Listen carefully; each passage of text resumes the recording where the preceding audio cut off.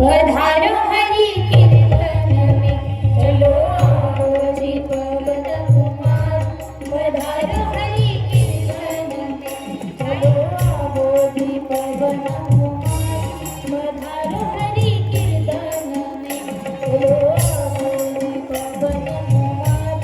पधारो हरि कीर्तन में चलो आओ जी पवन कुमार। पधारो हरि चलो आओ जी पवन कुमार।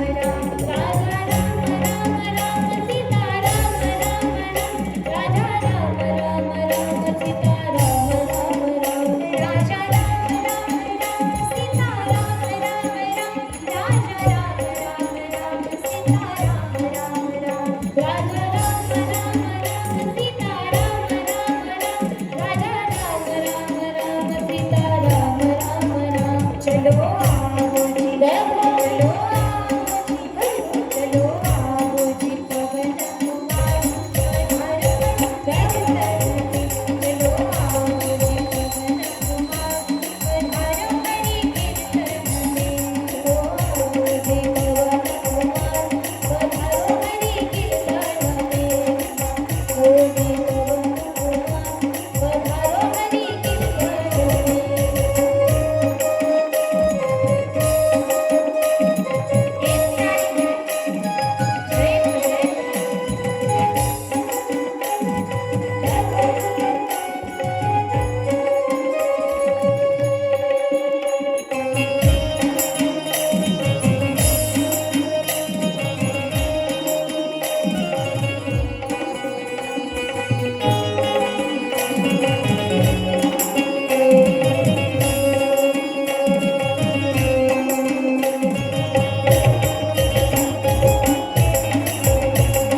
हरि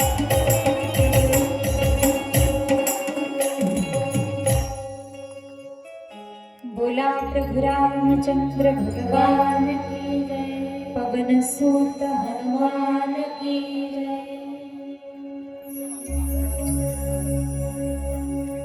कर्पूर गौरम करुणावतारम संसार सारम भुजगेन्द्रहारम सदा वसन्तं हृदयारविन्दे भवं भवानी सहितं नमामि।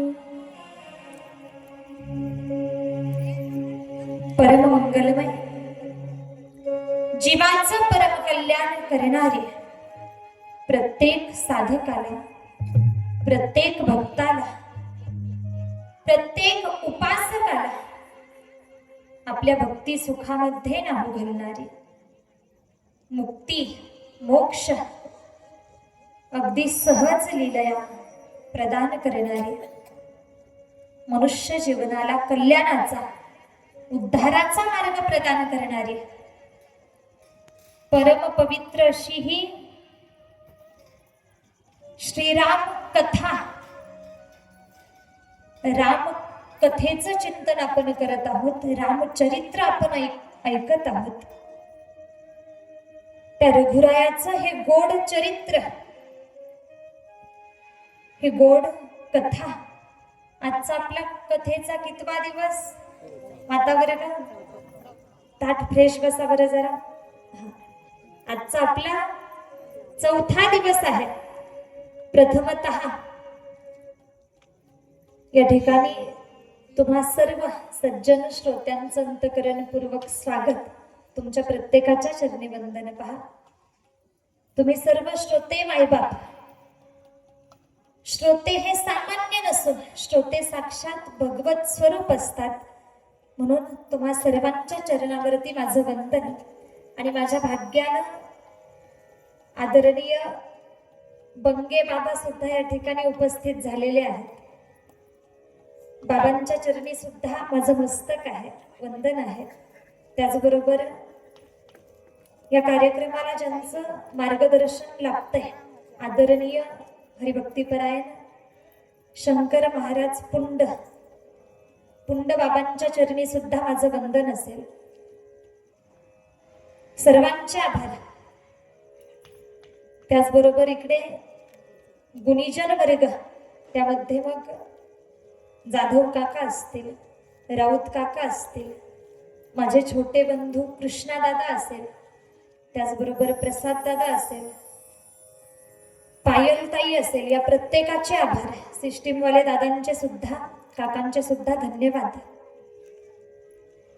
आणि लगेच भगवान प्रभू रामचंद्रांच्या चरणावरती वंदन करून, भगवान भोलेनाथांच्या चरणी प्रणिपात करून आपण कथा भागाकडे वळणार आहोत. ज्यांच्या कृपेनं मी या ठिकाणी 4-2 शब्द का होईना तुमच्या समोर मांडू शकते, अशा माझ्या गुरुवर्य हरिभक्तीपरायण साध्वी सोनाली दिदी करपे गुरुवर्यांच्या चरणी वंदन, जन्मदात्या आई वडिलांच्या चरणी वंदन. आणि लगेच आजच्या कथा भागाला प्रारंभ, सुरुवात. पहा, आज आपल्याला भगवान प्रभू रामचंद्रांचा विवाह सोहळा या ठिकाणी पार पाडायचा आहे. काल आपण जन्माचा सोहळा पार पाडला म्हणा, किंवा तो आनंद आम्ही प्रत्यक्षात अनुभवला, तो आनंद आम्ही साजरा केला. आज विवाह सोहळा पार पाडायचा आहे. विवाहाच्या कथेच्या दिशेने आम्हाला जायचंय. पण पहा, थोडासा दृष्टिक्षेप कालच्या कथेवरती टाकून जाते. कालच्या कथा भागामध्ये आम्ही श्रवण केलं, शिवजी पार्वती मातेला कथा सांगतायत. पार्वती माता काय म्हटल्या?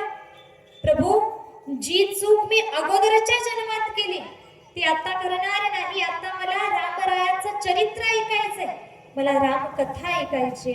सांगा मला त्या रघुरायाचं, त्या राघवांचं चरित्र सांगा. शिवजींनी चरित्र सांगायला सुरुवात केली. सुरुवातीलाच प्रथमतः प्रभू रामचंद्रांनी अवतार धारण का केला, किंवा ते भगवान विष्णू, ते परब्रह्म श्रीराम म्हणून अवतीर्ण का झाले, त्याच्या पाठीमागची काही कारणं आम्ही ऐकली.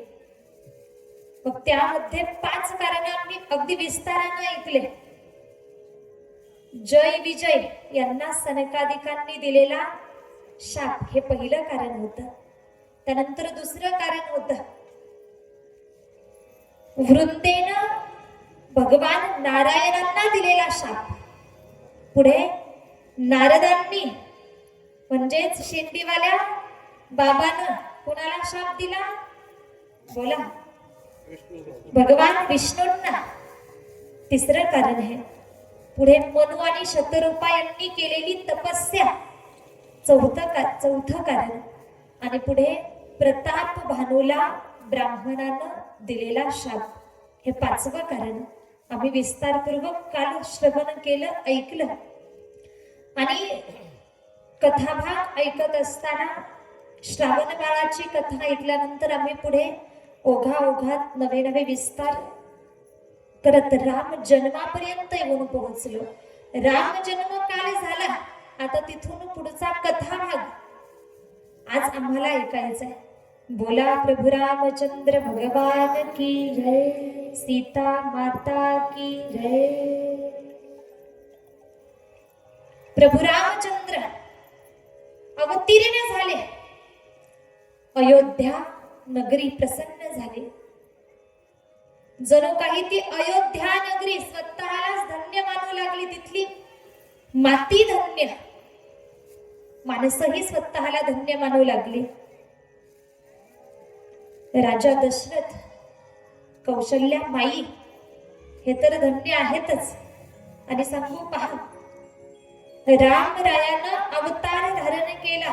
अयोध्या नगरी म्हणा किंवा भारत भूमी म्हणा, पहा त्या भगवंतानं या भारत भूमीमध्ये अवतार धारण केला. आणि ही भूमी, या भूमीची महानता त्या भगवंताने जणू काही वाढवली. आम्ही जर बारकाईने पाहू गेलो तर ही भूमी, भारत भूमी श्रेष्ठ आहे. का श्रेष्ठ आहे? भगवंतानं अनेक अवतार धारण केले ते या भारत भूमीमध्ये. आम्ही रामरायांची भक्ती करतो. अवतार कुठे झाला? समोर लक्ष द्या. कथा ऐकायला चालेल ना तुम्ही? पहा, भारत भूमीमध्ये भगवंतानं अवतार धारण केला. अगदी भगवान अवतार घेतात या भारत भूमीमध्ये, नवे नवे या भारत भूमीमध्ये धैर्यशील, पराक्रमी, धाडसी, साहसी, शब्दाला जागणारे व्यक्ती, भगवंताची भक्ती करणारे अनेको भक्त, देवाचे भक्त, अनेको गुरूंचे भक्त, नवे नवे अनेको साधू संत या आपल्या भूमीमध्ये जन्माला आले. भगवंतानं येऊन ही भूमी पवित्र केलीच केली. आणि अजून याही पुढे जाऊन विचार केला, भारतामध्ये आपली महाराष्ट्र भूमी साधू संतांनी पवित्र केली. आपला हा देश पवित्र आहे, पावन आहे. पवित्र ते कुळा पावन तो देश, पवित्र ते कुळा पावन तो देश, पवित्र ते कुळा पावन तो देश, पवित्र ते कुळा पावन तो देश, पवित्र ते कुळा पावन तो देश. जेथे हरीचे दास जन्माची, जेथे हरीचे दास जन्माची, धर्म धर्म त्यांचा, धर्म धर्म त्यांचा, हरिम हरिम त्यांचा,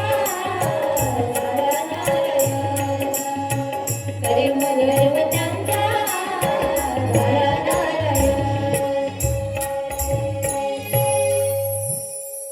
पवित्र ते कुळ, पावन तो देश, जेथे हरीचे दास जन्म घेतील. भगवंतानेही या मातीत भारत भूमीमध्ये जन्म घेतला. त्या भगवंताच्या दासांनी सुद्धा या ठिकाणी जन्म घेतला. ही भूमी पवित्र आहे, पावन आहे. फक्त भूमीच नाही,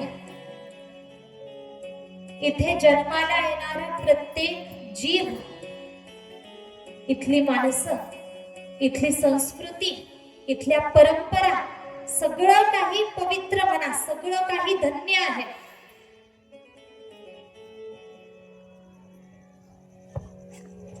धन्य हे भारतवर्ष, धन्य यस्य परंपरा, भारतीय जन धन्य. जब छीनो दिया मेरे भारती ने मेरे भारती ने दुनिया को तमकिन किया. तारों की भाषा भारती में दुनिया का पहले सिखलाई. देती ना मैंने दूसरा कलम, यूं चाँद पे जाना मुश्किल था, यूं चाँद पे जाना मुश्किल था. है रीत जहाँ की प्रीत सदा, है रीत जहाँ की प्रीत सदा. मैं गीत वहाँ के गाता हूँ. भारत का रहने वाला हूँ, भारत की बात सुनाता हूँ. ओ,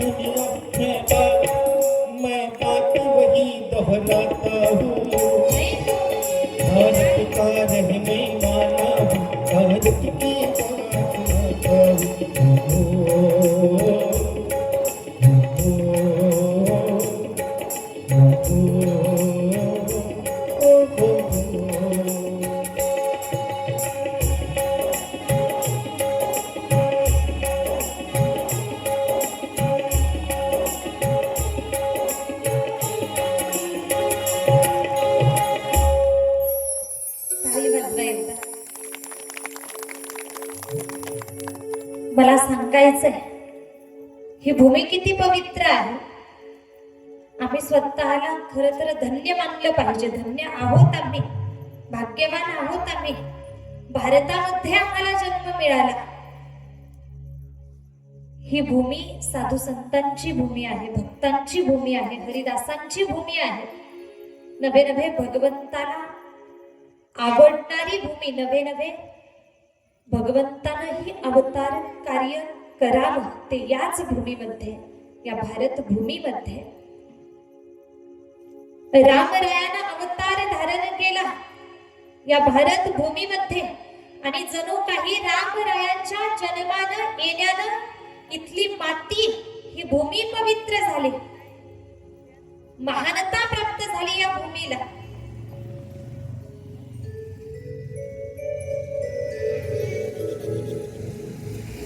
इथली माणसं रामरायाच्या जन्मानं हर्षित झाली.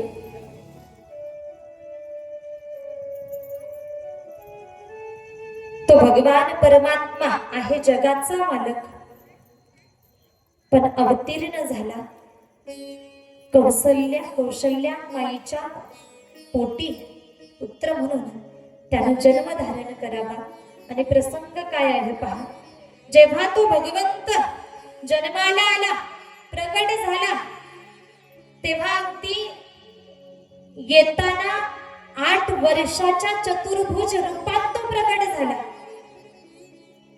भगवंत आहे.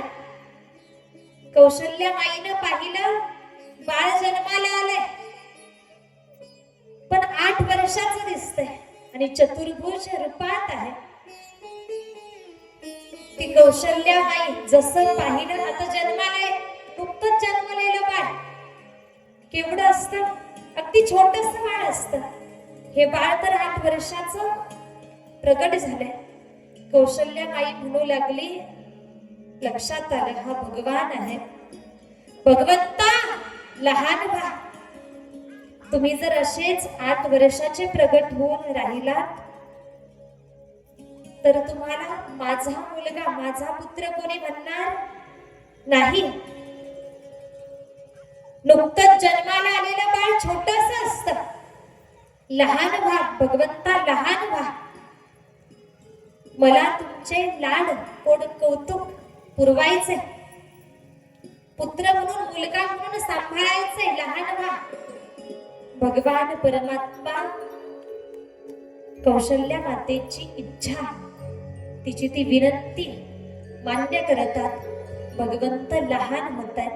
भई प्रगट कृपाला दीन दयाला कौशल्या हितकारी हर्षित महतारी मुनि मनहारी अद्भुत रूप विचारी लोचन अभिरामा जनु घन श्यामा निज आयुध भुजवानी भूषण वनमाला नयन विशाला शोभ सिंधु खदार कह जोई कर जोई तुझी तोरी तेहि विधि करूं भगवंता माया गुण नाजिब नाना वेद पुराण भगवंता. राम राया प्रगट झाले. 8 वर्षाचं रूप त्यागलं, छोटे झाले, लहान झाले. भगवान तर जन्माला आले बाजूबाजूनं, अगदी वनावनात, अनेको पर्वतावरन, अनेको लोक, अनेको व्यक्ती, अनेको साधू संत भगवंताच्या दर्शनासाठी येऊ लागले. सगळे अगदी लहान लेकरापासनं तर वयोवृद्ध व्यक्तीपर्यंत प्रत्येकाला एक आस आहे, आम्हाला डोळे भरून त्या भगवंताला पाहायचंय. किती भाग्यवान असतील ती माणसं, डोळे भरून भगवंताला पाहता आलं. प्रत्येकाला आस तेवढीच, भगवंताला पाहायचंय. बरं, ही आस लागली तुमच्या आमच्या सारख्या साध्या सामान्य माणसांना नवल नाही. जे मोठे योगी, जपी, तपी, जे साधू संत होते, प्रत्येकाला वाटू लागलं आपण लगेच निघावं, लगेच जावं, त्या परब्रह्माला डोळ्यानं पाहावं. तो भगवान परमात्मा अगदी जपी तपी योगी यांच्या लवकर स्वप्नातही न जाणारा तो भगवंत कौशल्येच्या पोटी जन्माला आला. किती धन्य असेल ती कौशल्या माई. पहा, कौशल्या माता धन्य, दशरथही, राजा दशरथ सुद्धा धन्य. आणि या ठिकाणी ओघाओघात सांगून जाईल, चांगली संतती जन्माला येण्यासाठी आई वडिलांचं पुण्य पाहिजे. कौशल्या माईच्या पोटी तर साक्षात परब्रह्म जन्माला आला. ती खऱ्या अर्थानं भाग्यवान आहेच, पण आमच्यातही ज्याच्या पोटी सात्विक संतान जन्माला येते त्या संतानाचं तर पूर्व पुण्य निश्चित असतंच, पण आई वडिलांचं थोर मोठं पुण्य असतं. एक सुभाषितकार खूप गोड वर्णन करतात.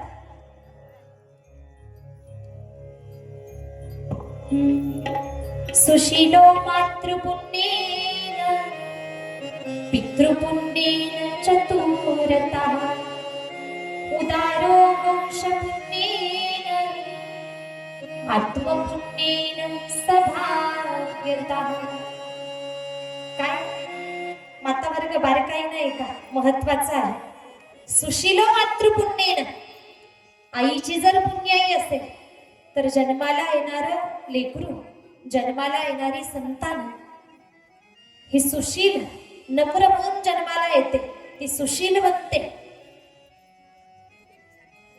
पुढे पितृपुण्येन चतुरतः, पित्याची जर पुण्याई असेल तर ती संतान चतुर बनत असते, चतुर संतान जन्माला येत असते. पुढे उदारो वंश पुण्येन, त्या वंशाची जर पुण्याई असेल तर ती संतान उदार बनत असते. आणि त्या संतानाचं स्वतःचं जर अगोदरच पुण्य असेल, पूर्वजन्मातलं पुण्य असेल, त्या पुण्याईच्या बळावरती ती संतान भाग्यवान म्हणून जन्माला येते, मोठं भाग्य घेऊन जन्माला येते. या उलट ऐकणार का तुम्ही? शिंगवे नगरी बोला, ऐकणार का?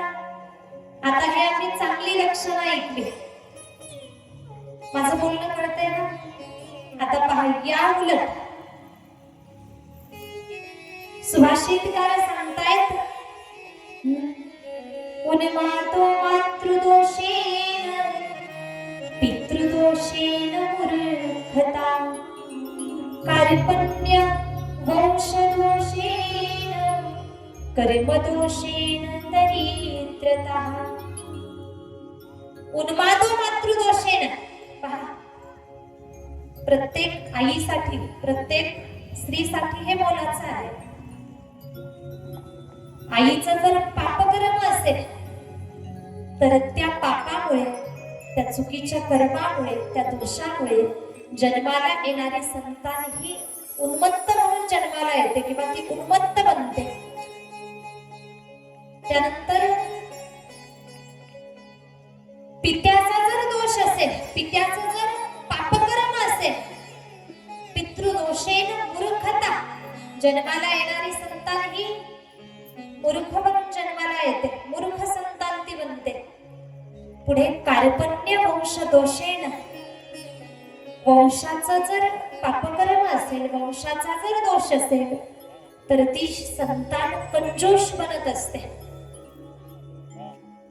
पुढे सांगितलं कर्म दोषेन दरिद्रता, जर त्या संतानाचं अगोदरच्या जन्मातलं कर्म चुकीचं असेल तर ती संतान दरिद्री बनते.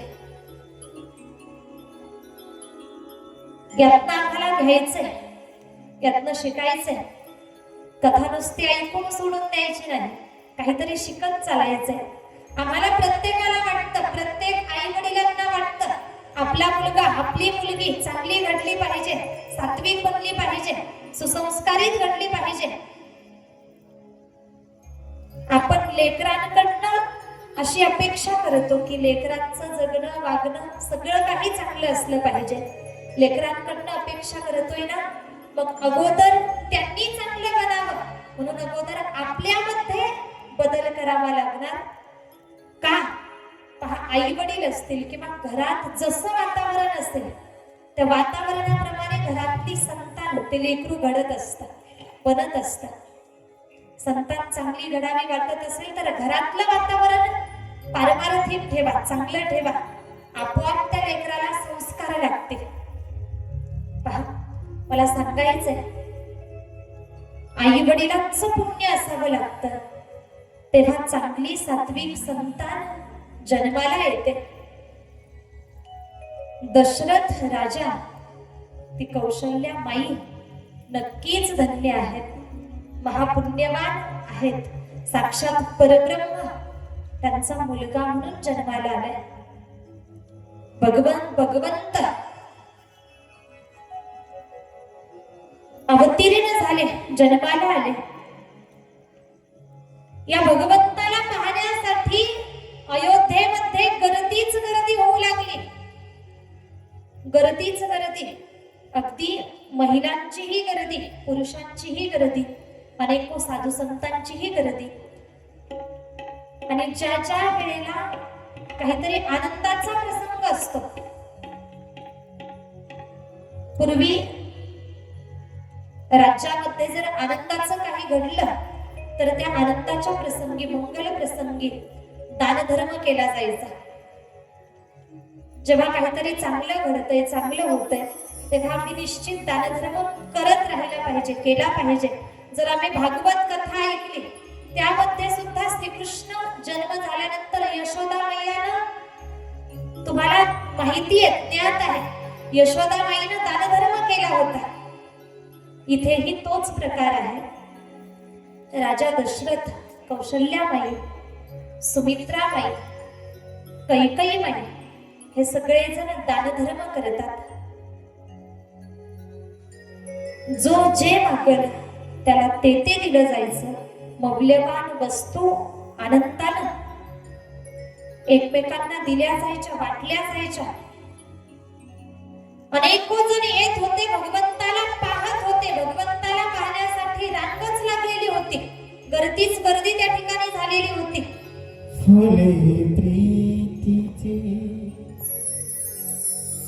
आनंदाच्या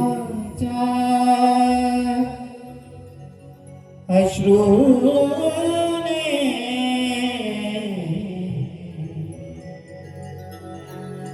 भिजले श्रीरामाच्या पूजेसाठी आज अयोध्या सजली सजली. श्रीरामाच्या पूजेसाठी आज अयोध्या सजली सजली.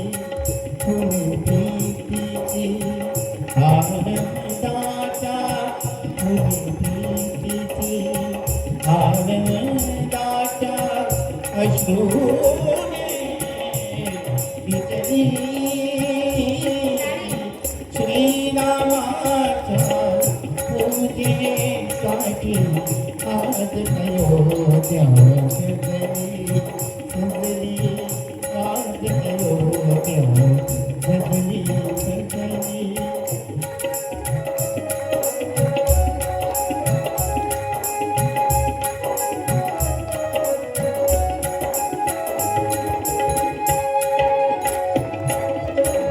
गुलाबता रत्न तोरण साजे.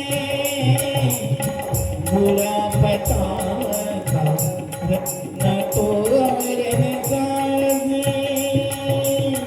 रूपे घेती अवयव माझे. रूपे घेती अवयव माझे. अभंगनोबत कंटामधुनी. अभंगनोबत कंटामधुनी. दावी दिशा सजली. श्रीरामाच्या पूजेसाठी आज अयोध्या सजली सजली. आज अयोध्या सजली सजली. जय जय श्रीराम.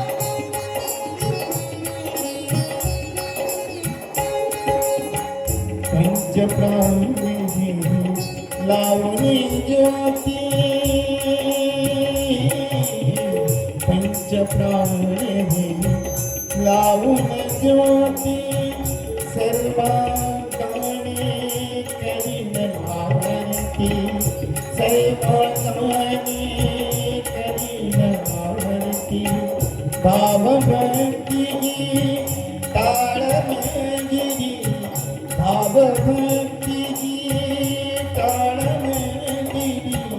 ताळावर नाचली. श्रीरामाच्या पूजेसाठी आज अयोध्या सजली सजली. आज अयोध्या सजली सजली. आज अयोध्या सजली सजली.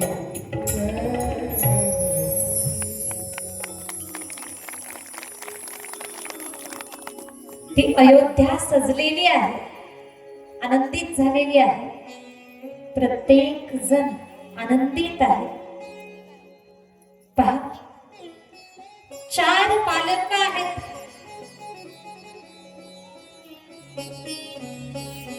या 4 बाळांमध्ये साधू संत जे येतात, साधू संत येतात या भगवंताला पाहतात, 4ही बालकांना आशीर्वाद देतात आणि नवे नवे या 4 बालकांची नावही सांगावीत. म्हणू लागले,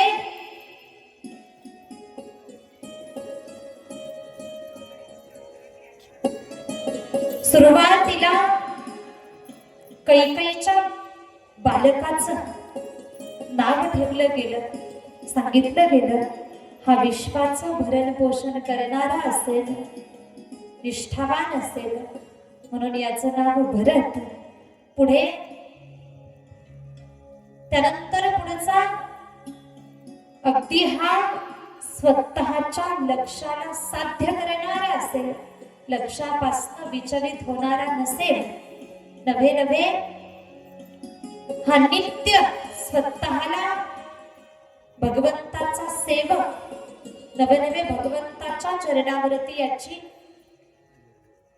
निष्ठा असेल, लक्ष्य साध्य करणारा असेल, म्हणून याचं नाव लक्ष्मण. पुढे बघता बघता तिसरा पुत्र हा शत्रूचं निर्दालन करणारा असेल, याचं नाव शत्रुघ्न. तिघांची नावं तर सांगितली, ठेवल्या गेली. नवे नवे साधू संतांच्या माध्यमातून वसिष्ठ ऋषी सुद्धा त्या ठिकाणी आहेत. आता पुढील कौशल्याच्या त्या लल्लाचं नाव सांगायचंय, पण बोलताना म्हणतात, साधू संत बरेच जण त्या ठिकाणी आहेत, ते भगवंताचं रूप, ते सावळं रूप, ते अनोखं रूप, प्रत्येकाचं मन मोहून घेणारं ते भगवंताचं रूप, गोजीर गोंडस रूप त्या साधू संतांनी पाहावं आणि म्हटले, कौशल्ये, तुझा हा बाळ, तुझा हा लल्ला सौंदर्याची खाण आहे म्हटले. नवे नवे जणू काही सौंदर्याचा जन्मच याच्यापासून झाला की काय, असा विचार तिथला प्रत्येक जण मनामध्ये करत होता. हा एवढा सुंदर सावळा सुकुमार कौशल्येचा हा बाळ, तो लल्ला, आणि पाहतो भगवान आहे, मग सुंदरही असणारच. भगवान सुंदर आहे, भगवंता एवढं सुंदर दुसरं कोणीच नाही.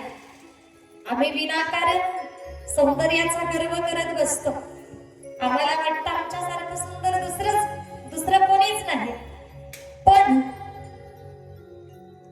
भगवंत सर्वात सुंदर आहे, भगवंता एवढं सुंदर दुसरं कोणी नाहीये.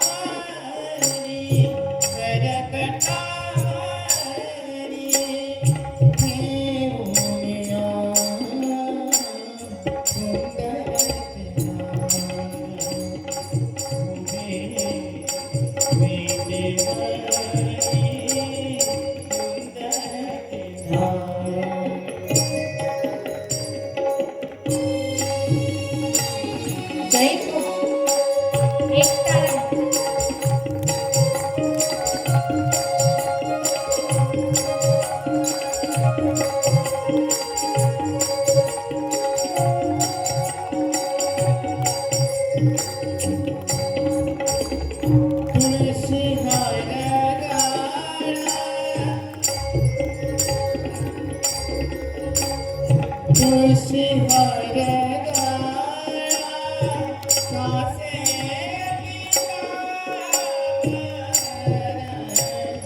तुळशी हार गाया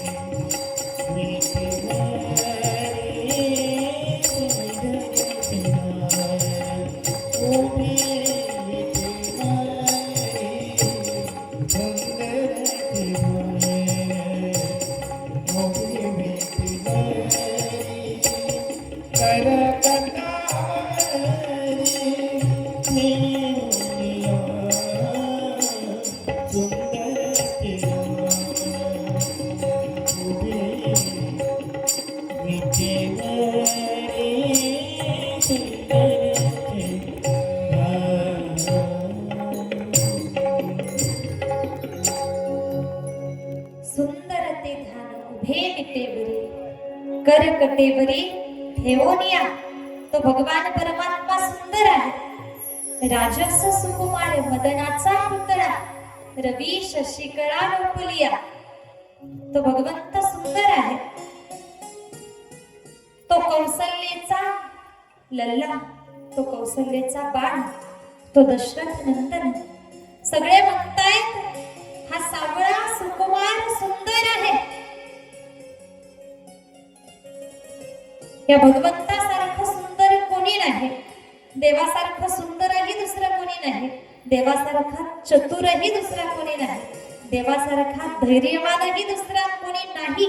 देवा एवढा पराक्रमी सुद्धा दुसरा कोणी नाही. भगवान सर्वश्रेष्ठ आहे.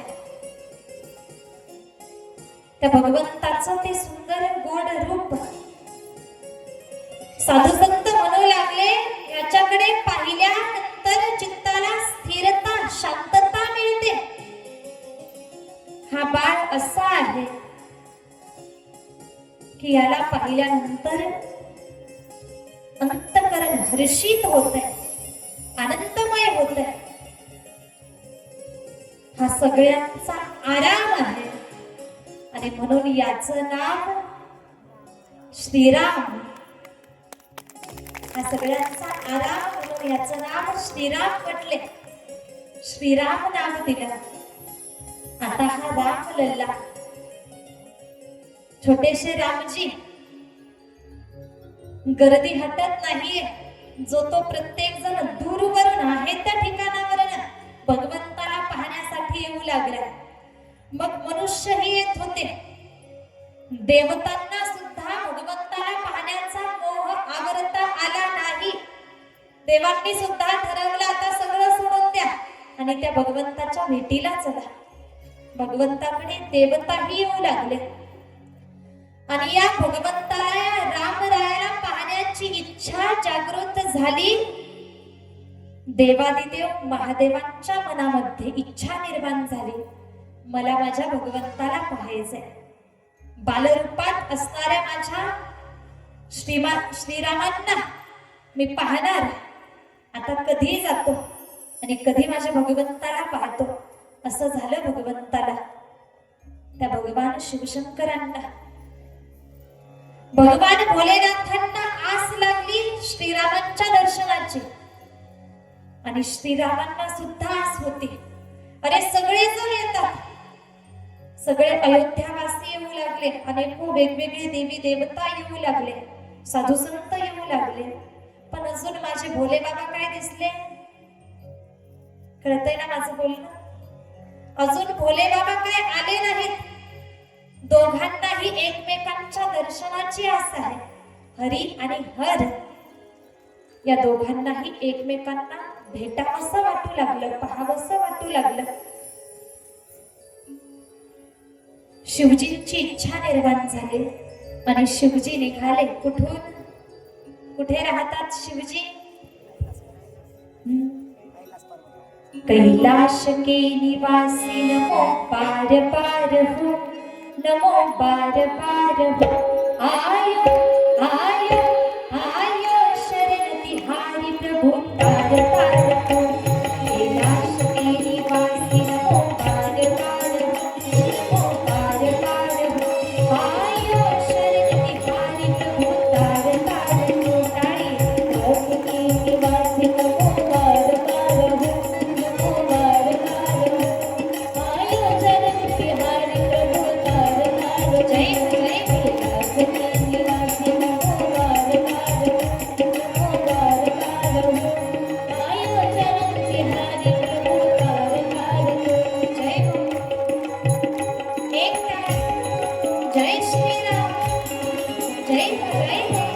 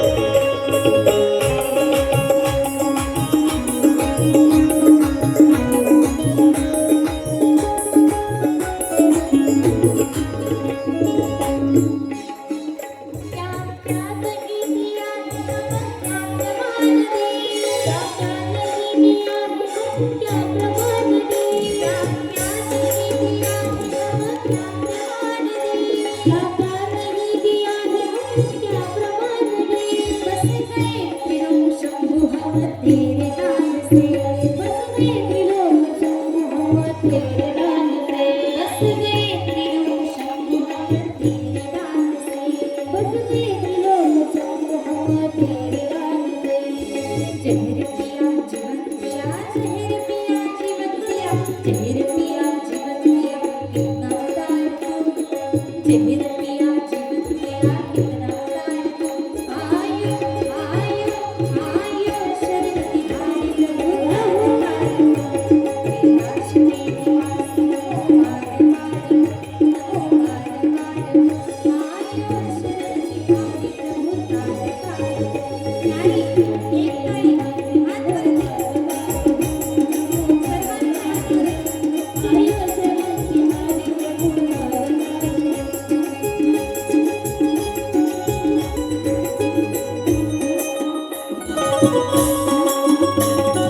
जय हो जय हो। जय हो। जय हो जय हो।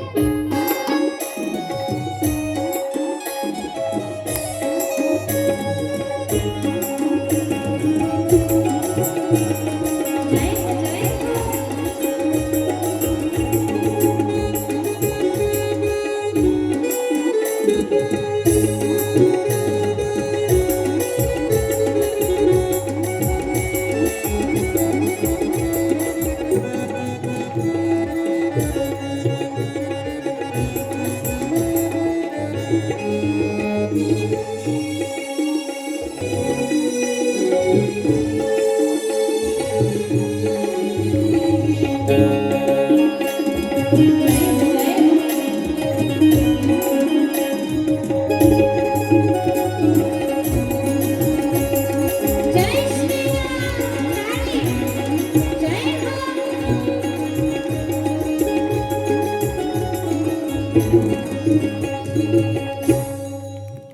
बोला प्रभु रामचंद्र भगवान की जय, उमापति महादेव की जय, पवन सूत हनुमान की जय। ज्यांनी ज्यांनी नाचून भजन केलं त्यांच्यासाठी एकदा जोरदार टाळ्या वाजवा. अगदी पहिल्या दिवसापासून मी सांगते की आनंद घेण्याची जागा आहे. इथं जर आम्ही नाचलो तर 84 च्या फेऱ्यात आम्हाला नाचायची गरज पडणार नाही. पहा, भगवान परमात्मा आज तुमच्याकडे पाहून वाटतंय तुम्हाला खरंच आनंद झाला. रामजन्माचा आनंद. भगवान भोलेनाथांनी ठरवलं आता मी अयोध्येला जाणार, माझ्या श्रीरामांना पाहणार, त्यांचं दर्शन मी करणार, डोळे भरून मी त्यांना पाहणार. स्वतः शिवजी पार्वती मातेला ही कथा सांगतायत. आता बोलता बोलता शिवजी पार्वती मातेला म्हणू लागले, हे रामजन्माचं वर्णन तर सांगितलं, म्हणतायत पार्वती ऐक. सगळेजण जाऊ लागले ना प्रभूचं दर्शन घेऊ लागले. मला सुद्धा वाटलं भगवंताचं जाऊन दर्शन घ्यावं. इच्छा निर्माण झाली त्यावेळेला माझी एक चोरी सुद्धा पार्वती मी तुला सांगतो म्हटले. शिवजी सांगतात, पार्वती माझी एक चोरी मी तुला सांगतो. कोणती चोरी? प्रभूंच्या दर्शनासाठी मी काय केलं ती गंमत सांगू लागले. पार्वती ऐक, मी प्रभू रामचंद्राच्या दर्शनासाठी निघालो.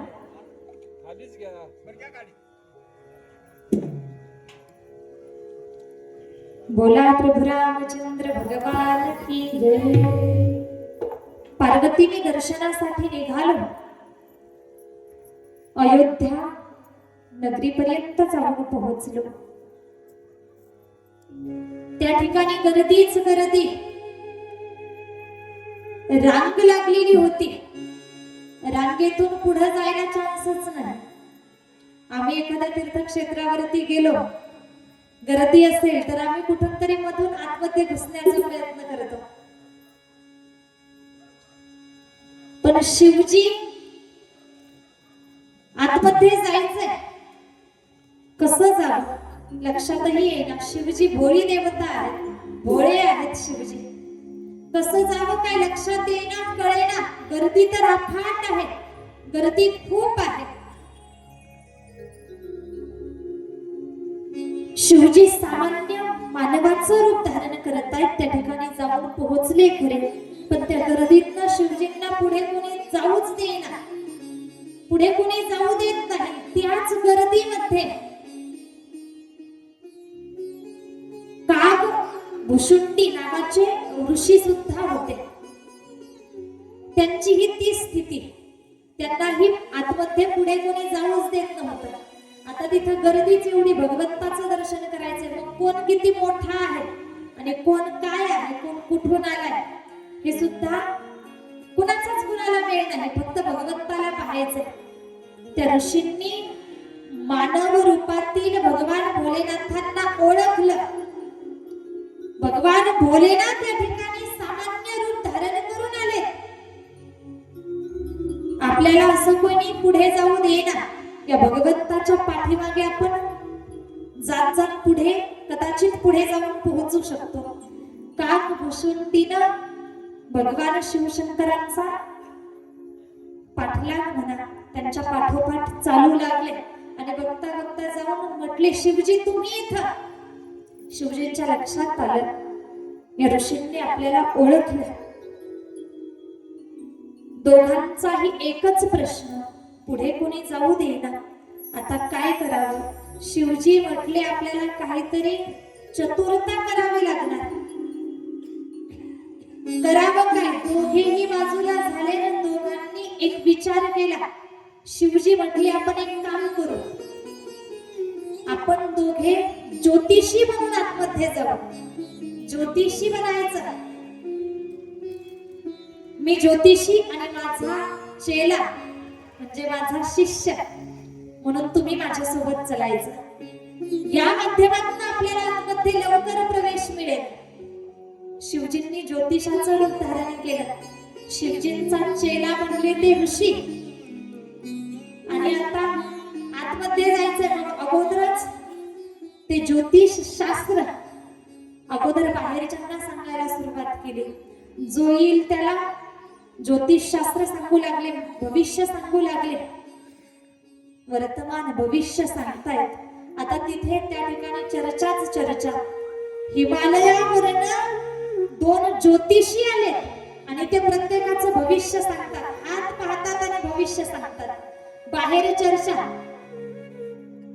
अगोदर यांना गर्दीमध्ये आतमध्ये कोणी जाऊ देत नव्हतं. रामरायांना पाहण्यासाठी गर्दी आहे.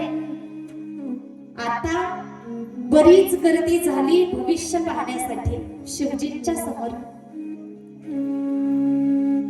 काहींच्या मनामध्ये शंका निर्माण होईल, शिवजी मूळ रूपात का गेले नाहीत? मूळ रूपात जर गेले असते तर डायरेक्ट आतमध्ये प्रवेश मिळाला असता.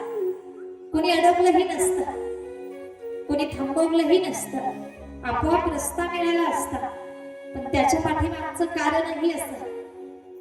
मूळ रूपात का गेले नाहीत? शिवजी मनोमन विचार करतात, गर्दी तर आहे. मी मूळ रूपात निघालो तर जी गर्दी रामरायांच्या दर्शनासाठी आहे तीच माझ्या समोर होऊन जाईल. रामरायांचं दर्शन बाजूलाच, माझ्या समोरच गर्दी होईल माझ्या दर्शनासाठी. आणि मला माझ्या भगवंताचं दर्शन करायचं राहून जाईल. भगवान भोलेनाथांनी हा विचार करून ज्योतिषाचं रूप धारण केलं. मार्ग काढतात. ज्योतिषशास्त्र सांगू लागले, अनेकांचं भविष्य सांगू लागले. बघता बघता काही सेवकांच्या माध्यमातून, काही दासींच्या माध्यमातून कौशल्य पर्यंत, त्या कौशल्या माईपर्यंत बातमी जाऊन पोहोचली. हिमालयावरनं काही ज्योतिषी आले, अगदी ज्योतिष शास्त्राचं उत्तम ज्ञान त्यांना आहे. हात पाहतात, हातावरच्या रेषा पाहतात आणि भविष्य सांगतात. दासी बोलू लागली, माई मला तर असं वाटतंय त्या ज्योतिषाला या ठिकाणी बोलवावं आणि आपल्या या रामरायाचं, रामलल्लाचं भविष्य त्याच्याकडनं ऐकावं.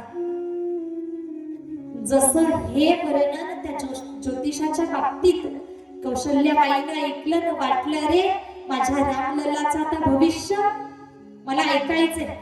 आज्ञा केली, जा त्या ज्योतिषाला घेऊन या.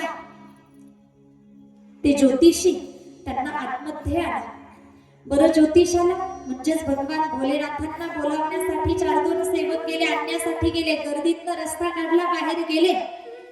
ते हे ज्योतिषी शिवजी त्यांना घेऊन पुढे निघाले. ज्योतिषी तर आतमध्ये येऊ लागले. त्यांच्या पाठोपाठ त्यांचा चेला, ते ऋषी, त्यांना मात्र आतमध्ये कोणी येऊ देईना.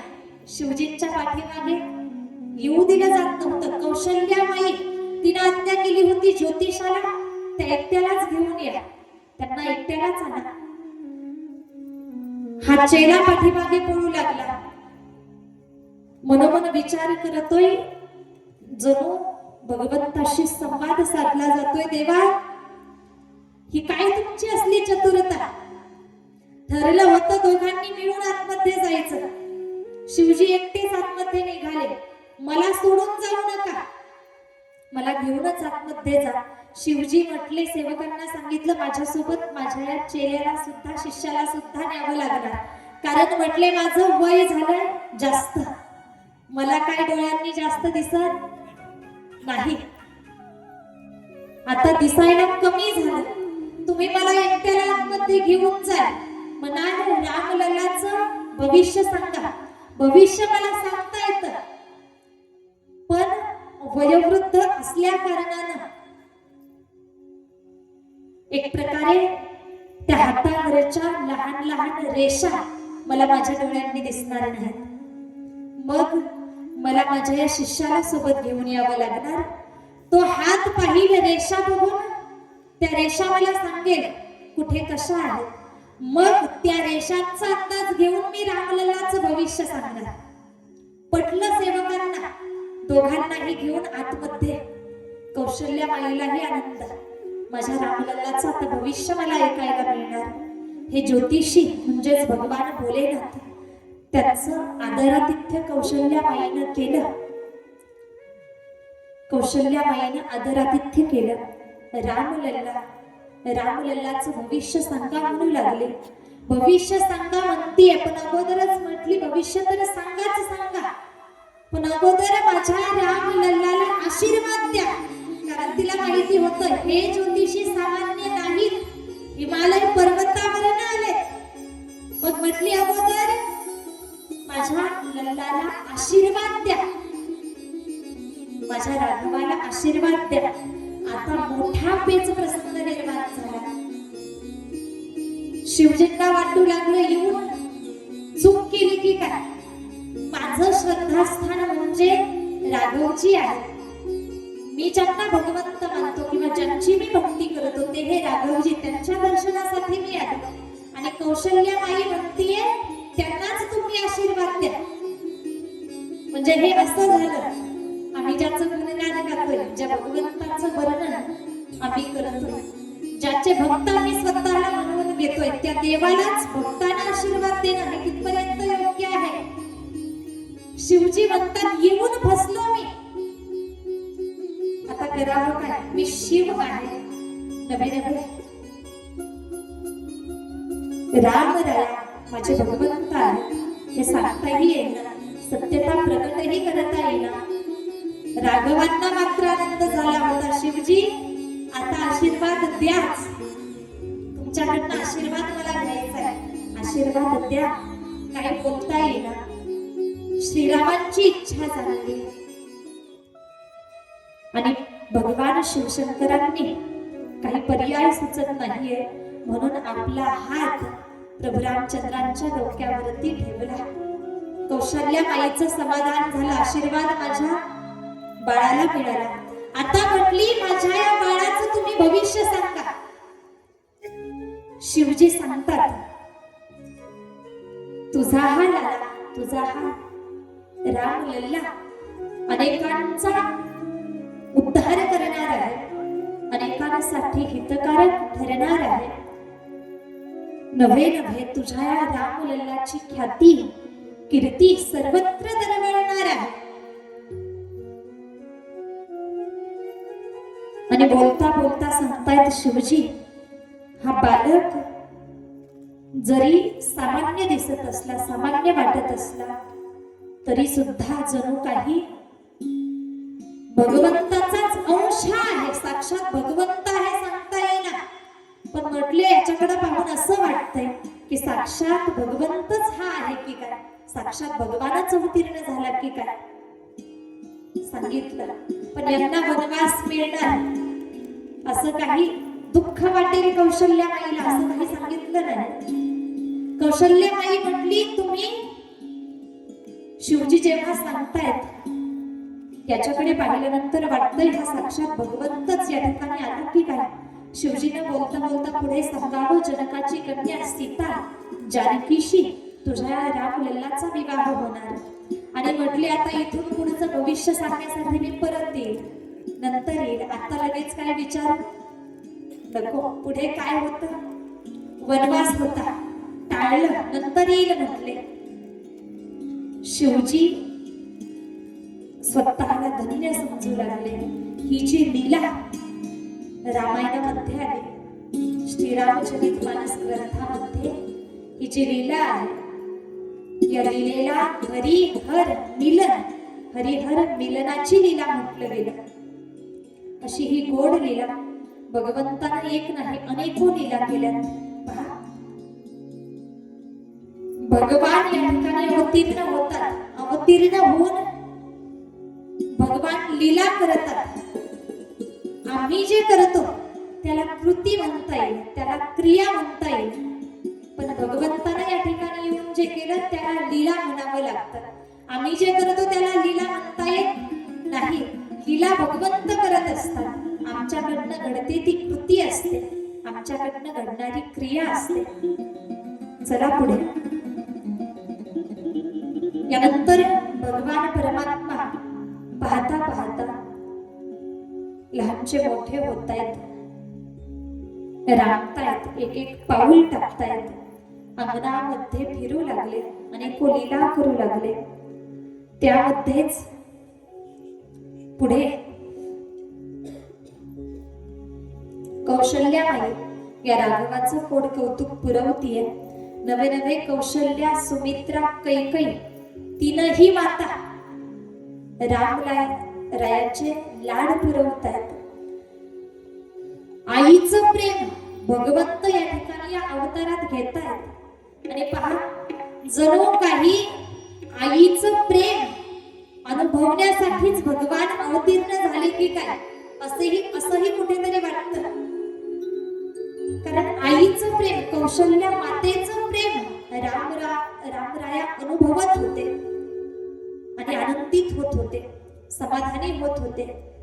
भगवान परमात्मा सुद्धा म्हटलं गेलं, स्वामी तिन्ही जगाचा, आई विना भिकारी. भगवान आहे पण आई विना त्या भगवंताला भिकारी म्हटलं गेलं ना कुठेतरी.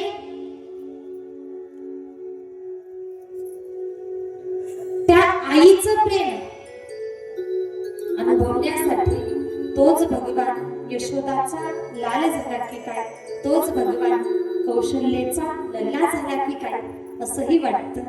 पहा, भगवान परमात्मा ती माया, ते प्रेम अनुभवतात. फक्त आईचं प्रेम नाही, बापाचं प्रेम, बापाची माया, भावंडांची माया, प्रेमाचा वर्षाव भगवंतावरती होऊ लागला. भगवान खेळू लागले, आपल्या भावंडांसहित खेळतात. हे रामजी लक्ष्मण भरत शत्रुघ्न यांच्या सहित खेळ खेळू लागले. आता कोणताही खेळ म्हटलं की दोन बाजू असतात, दोन पार्ट्या असतात. जेव्हा खेळ सुरू व्हायचा लक्ष्मणजी हट्ट करायचे, मी भगवंताच्या म्हणजेच प्रभू रामचंद्राच्याच बाजूने खेळणार. विरुद्ध पार्टीत विरुद्ध बाजूने मी खेळणार नाही.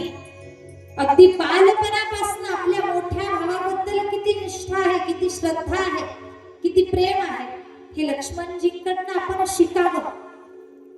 पुढे ऐकायचंय आम्हाला हे रामचरित्र आमच्या जीवनामध्ये कसं उतरवलं गेलं पाहिजे, काय काय शिकायचंय वेळोवेळा मी सांगत जाणार आहे. लक्ष्मणजींचं आपल्या भावाबद्दल किती प्रेम आहे. वेळोवेळा हट्ट करतात, खेळताना म्हणतात मी रामाच्या बाजूने खेळणार, दादाच्या बाजूने खेळणार, विरुद्ध बाजूने मी खेळणार नाही. मग इथे काहींना वाटू लागलं लक्ष्मणाची प्रभू रामचंद्रावरती निष्ठा आहे, श्रद्धा आहे, प्रेम आहे. मग भरत शत्रुघ्न हे दुसऱ्या बाजूने खेळतात. मग यांचं प्रेम नाही का?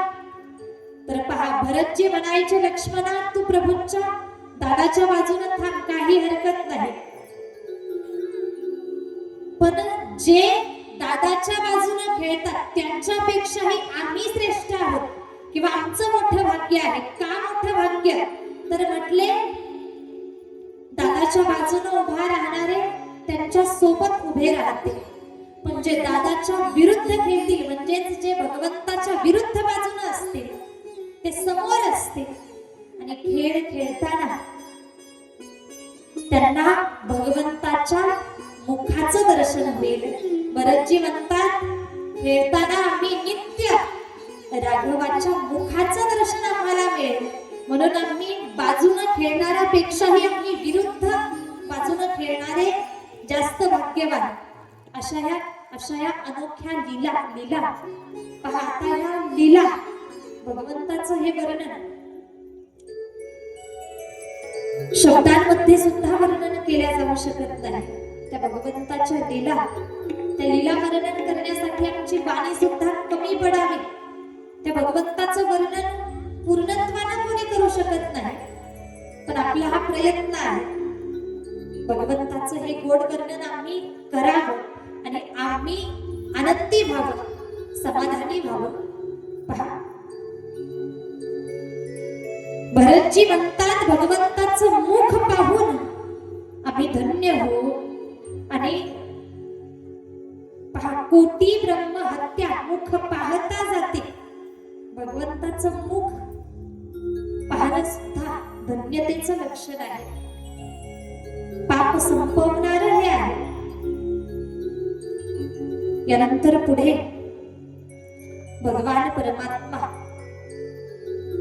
गुरुगृही जात आहेत ज्ञानार्जनासाठी, विद्यार्जनासाठी, ज्ञान प्राप्त करण्यासाठी भगवान गुरुगृही जातात. पहा, भगवंत गुरुगृही जातात. आहेत भगवंत जगाचा मालक आहे, पण कुठेतरी गुरुचा महिमा अवघ्या विश्वाला कळावं, प्रत्येकाला गुरुचं महत्व कळावं. म्हणूनच की काय त्या भगवंतानं सुद्धा गुरु केले. मला सांगायचंय गुरूंशिवाय आपल्याला पूर्णत्व नाही. भगवंतानं गुरु केले, मग आम्ही सामान्य आहोत. गुरुकृपा महत्वाची आहे. कालच मी तुम्हाला सांगून गेले, देवाच्या कृपेपेक्षाही गुरुकृपा आमच्यावरती असणं महत्वाचं आहे. गुरु आम्ही केले पाहिजे, नुसते करूनही उपयोग नाही. त्यांनी ज्या प्रकारे साधना करायला सांगितली ती साधना आमच्याकडनं घडली पाहिजे. गुरु केले, त्या गुरुंवरती अगाध निष्ठा आमची असली पाहिजे.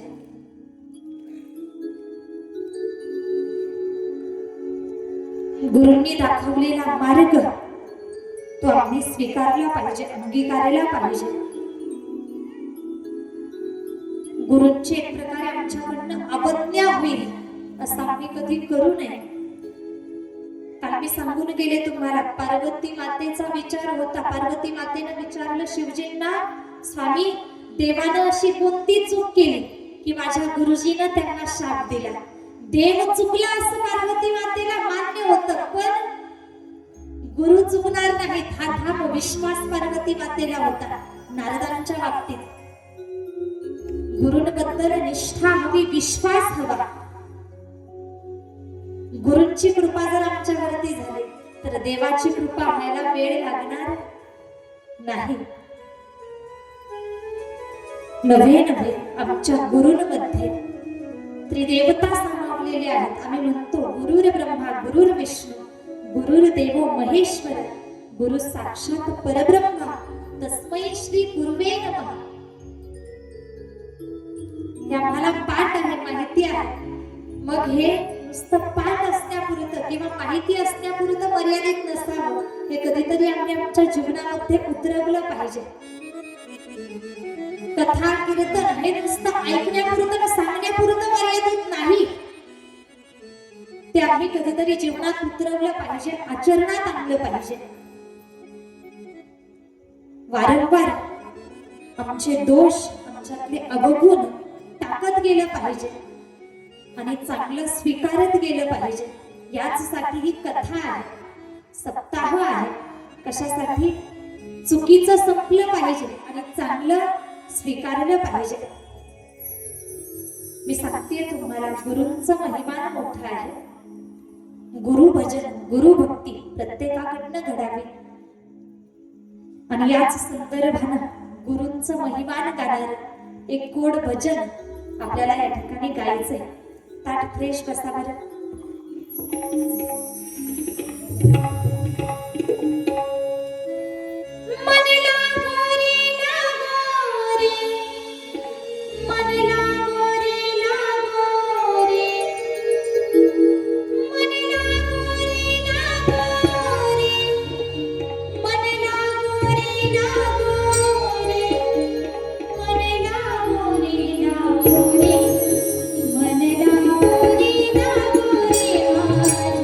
Guru Bhajani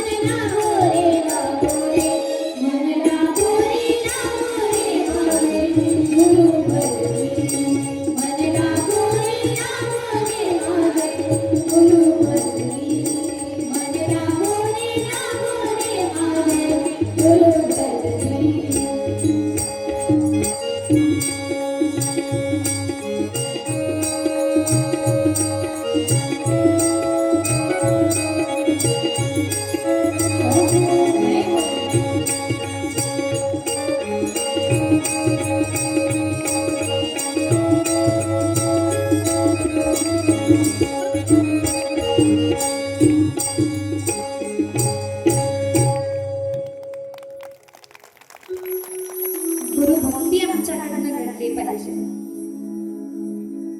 प्रभू रामचंद्र जगाचा मालक आहे, पण अवतीर्ण झाल्यानंतर तुमच्या आमच्यासाठी आदर्श उभा केलाय की गुरूंशिवाय भगवंताला सुद्धा पर्याय नाही, गुरुच लागतात.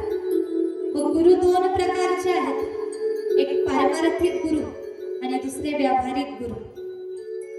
मी काल सांगितलं, परमार्थामध्ये भगवंताची प्राप्ती करायची, गुरुच लागतात मार्ग दाखवण्यासाठी.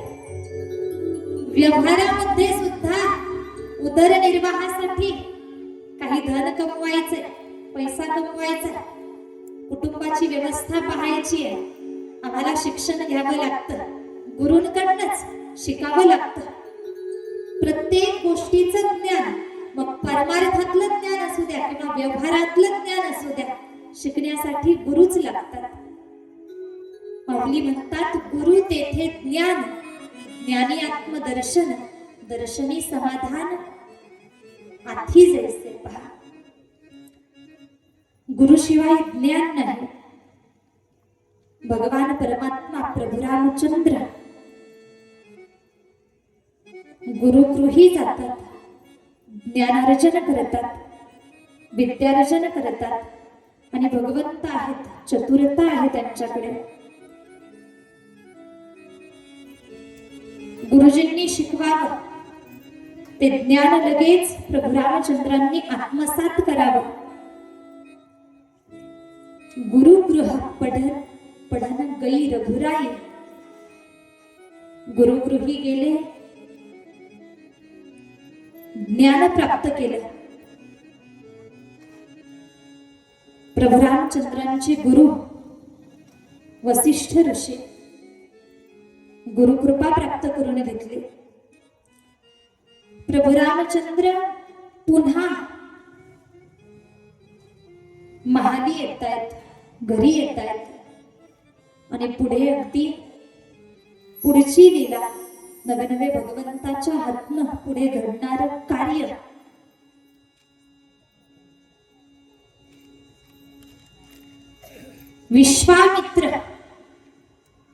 विश्वामित्र मनोमन विचार करतात.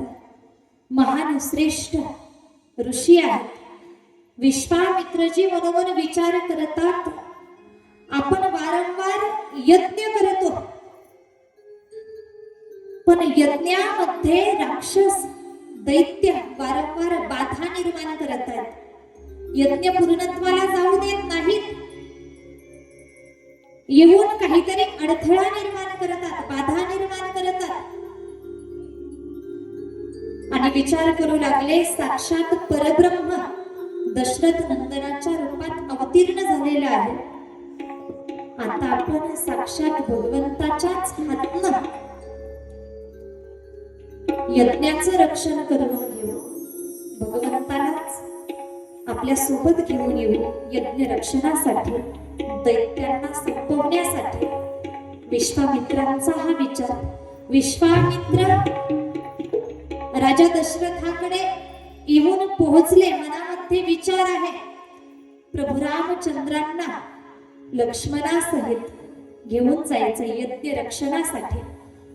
ज्येष्ठ तुझा पुत्र मना देई दशरथा, ज्येष्ठ तुझा पुत्र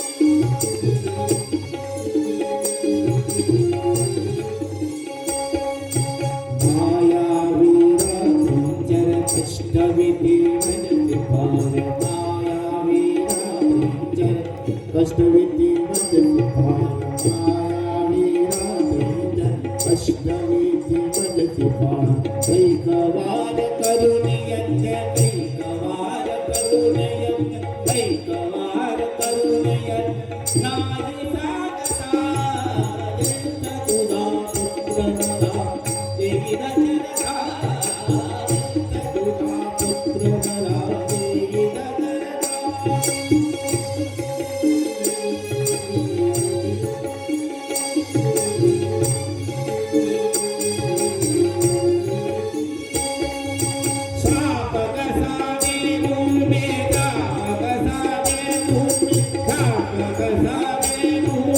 दीक्षित गोविंद जनी दीक्षित गोविंद जनी गोरदास गोप्रदेश गोरदास गोप्रदेश गोरदास गोप्रदेश याद मोडता कृष्ण तुझा पुत्र मला वीर जगता कृष्ण तुझा पुत्र मला वीर दशरथ कृष्ण तुझा पुत्र मला वीर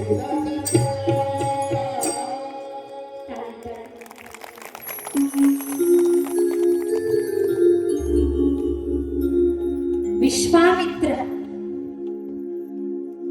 अयोध्येला येतायत, राजा दशरथाकडे येतायत. राजा दशरथजी विश्वामित्रांचं आदरपूर्वक स्वागत करतात, सन्मान करतायत, आदरातिथ्य करतायत. आणि विश्वामित्र स्वतःहून चालून माझ्याकडे आले, राजगृही आले, म्हणून स्वतःला धन्य मानू लागले. आदरातिथ्य केलं, पूजन केलं आणि म्हटले, मुनिवर्य तुम्ही स्वतःहून स्वइच्छेनं या ठिकाणी येऊन पोहोचलात, आमचं मोठं भाग्य. काय काम काढलं, कशासाठी आलाय, आमचं मोठं भाग्य आहे. तुम्ही येऊन पोहोचलात, तुम्हाला जे पाहिजे, जे हवं आहे, ज्याच्यासाठी आलात ते मागा, ते सांगा. जे कार्य साधण्यासाठी तुम्ही आला असाल त्याच्यासाठी मी निश्चित तयारीत आहे. तुम्ही सांगाल ते कराल, तुम्ही सांगाल ते करण्याची तयारी माझी आहे. बोला, काय हवं आहे तुम्हाला, कोणतं कार्य साधून घ्यायचंय सांगा मला. आणि विश्वामित्र म्हटले, राजन पुन्हा विचार कर, तू म्हणतोयस पाहिजे ते तुमच्या इच्छेनं मी देणार, किंवा हवं ते कार्य तुम्ही स्वइच्छेने साधा. राजा दशरथ विश्वासानं सांगू लागला, विश्वामित्रजी मुनिवर्य तुम्ही बोला, कशासाठी आलाय, हवं ते घेऊन जा, पाहिजे ते सांगा, काय करायचं ते सांगा, फक्त आज्ञा करा, मी लगेच तयारीत राहतो. जेव्हा हे वाक्य ऐकलं विश्वामित्रांनी, विश्वामित्र म्हटले, राजन ऐका, श्रीरामासहित लक्ष्मण दोघांना माझ्यासोबत पाठवा. श्रीरामासहित लक्ष्मणाला माझ्यासोबत पाठवा. जसं रामाचं नाव घेतलं दशरथासमोर, माझ्यासोबत पाठवा. कशासाठी, तर यज्ञ रक्षणासाठी. असुर येतात आणि यज्ञ विध्वंस करतात, म्हणून राघवाला लक्ष्मणासहित पाठवा. राजा दशरथाची तर पायाखालची जमीनच सरकली, दुःख वाटू लागलं. माझ्या रामाला मागतायत, कशासाठी, तर दैत्यांसोबत युद्ध करण्यासाठी, दैत्यांचा संहार करण्यासाठी. माझा राम लहान आहे, छोटासा आहे, बालक आहे. दैत्य मोठे बलवान, माझा राम त्यांच्यासमोर काय करू शकेल. राजा दशरथाला वाटतंय माझा राम बालक आहे, पण साक्षात परब्रह्म आहे हे विश्वामित्रांना कळतंय. राजा दशरथजी म्हणतात, नाही, मी रामाला पाठवणार नाही, हवं तर मला घेऊन चला, मी येतो. या देहात, या जीवात जीव आहे, देहात प्राण आहे, तोपर्यंत मी यज्ञाचं रक्षण मी स्वतः करेन. माझ्या राघवाला मागू नका, माझ्या रामाला नेऊ नका, मला न्या. वसिष्ठ ऋषी येतात, समजावून सांगतात, राजन पुत्र मोहामुळे तुला असं वाटतंय. तुझा राम दिसायला लहान असला तरी विसरून चालणार नाही. तो असामान्य आहे. राघवाचा जन्मच दैत्याच्या संहारासाठी आहे. आणि आता या राघवाचं जणू काही त्याचं काम, त्याचं कार्य पार पाडण्याची वेळ आलेली आहे. रामरायाचं कार्य सुरू होण्याची वेळ आलेली आहे. दुष्टांचा निपात करण्याची वेळ जवळ येत आहे. वसिष्ठ ऋषी समजावून सांगतात, राजन असं अडवू नकोस, निर्भय राहा. तू जर श्रीरामासहित लक्ष्मणाला पाठवलं, विश्वामित्रांच्या यज्ञाचं रक्षण तर होईलच होईल, पण त्यातनं अजून एक कार्य साधलं जाणार आहे. हे जाताना जातील दोघं, पण येताना 4 जण येतील. दोघांचे अति राम लक्ष्मण जाताना 2 जातील, येताना दोघांचे 4 होऊन येतील. लक्षात आलं, दशरथ राजाच्या विवाहाचाच विचार यांच्या डोक्यात आहे. हे विवाहाचंच वर्णन करत आहेत. माझ्या राघवाचा विवाह होणार. विश्वामित्रांसोबत गेल्यानंतर आनंद वाटला. वसिष्ठांनी हे सांगितलं, निर्भय राहा, आनंदाचीच बातमी समोरून येईल, आनंदाचाच प्रसंग येईल. निर्भयपणे आनंदाला सांगितलं, तुम्ही रामासहित लक्ष्मणाला दोघांना घेऊन जा. विश्वामित्र आनंदात राम आणि लक्ष्मण यांना घेऊन जात आहेत. जात असताना एक आश्रम लागावा, गौतम ऋषींचा आश्रम. आश्रम लागला त्या ठिकाणी तुम्हा अनेकांना ज्ञात आहे, गौतम ऋषींची पत्नी नाव काय? अहिल्या. ती अहिल्या माता, पतीच्या शापानं दगड बनलेली अहिल्या. या राघवानं त्या अहिल्याचा उद्धार केला. चरण धुळीच्या माध्यमातून, चरणाच्या माध्यमातून अहिल्याचा उद्धार केला गेला. ती अहिल्या पतीच्या शापानं दुःखी तर झाली होती, दगड बनली होती. त्यावेळेला तिला दुःख वाटलं, माझ्यासोबत चुकीचं झालं. पण आता जेव्हा राघवाच्या पायाच्या माध्यमातून तिचा उद्धार झाला, तेव्हा मात्र ही स्वतःला धन्य मानू लागली. चरण तुझे लागले, रामा चरण तुझे लागले. आज मी शापमुक्त झाले, आज मी शापमुक्त झाले. रामा चरण तुझे लागले,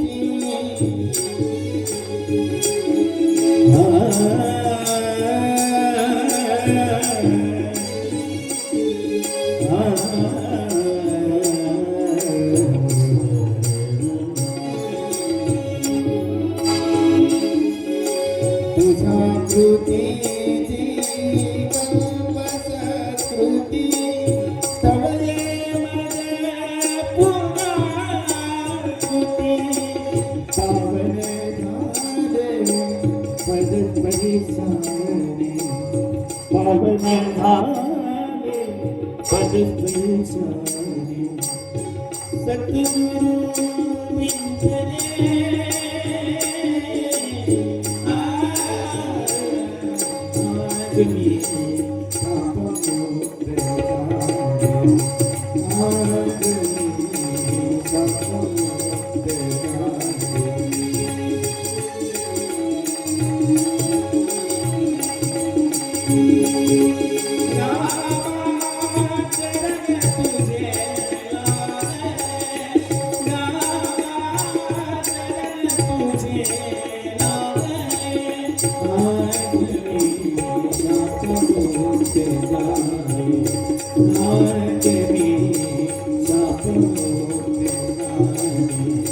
अहिल्या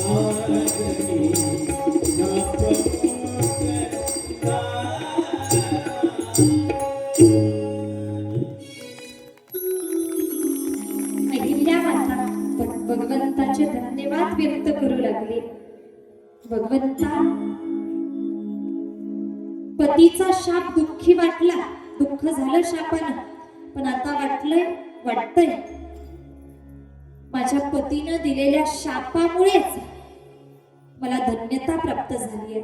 तुमचं दर्शन झालं, अन्यथा झालं नसतं. तुमच्या चरणांचा स्पर्श झाला, माझं कल्याण होईल. भाग्यवान स्वतःला समजू लागले. पुढे श्रीराम लक्ष्मणजी विश्वामित्रांसहित समोर जातात, यज्ञ ठिकाणी जातात. यज्ञ प्रसंगी मारीच आणि सुबाहू हे दोन दैत्य यज्ञामध्ये बाधा निर्माण करण्यासाठी येऊन पोहोचतायत. भगवान परमात्मा मारीचाला बाण मारतात.